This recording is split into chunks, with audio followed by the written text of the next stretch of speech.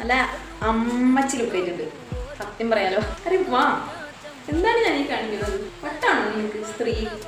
Photo എടുക്കുമ്പോൾ powder ഇടണം, കാരണം ഫോട്ടോയിൽ നമുക്ക് കുറച്ച് തിളങ്ങി നിൽക്കും. ഫോട്ടോയിൽ എഫക്റ്റും പൗഡറും കൂടി അങ്ങോട്ട് ഡിങ്കോളിഫിക്കേഷൻ ആയിട്ട് പോയിക്കോളൂ. വെറും ഐലൈനറല്ല, ബ്ലൂ ഐലൈനറാണ് ഞാൻ എഴുതാൻ പോകുന്നത്. കൊളാക്കൽ നമ്പർ 2 കണ്ണ് നല്ല അട്ട ഫ്ലോപ്പാക്കി വെച്ചിട്ടുണ്ട്.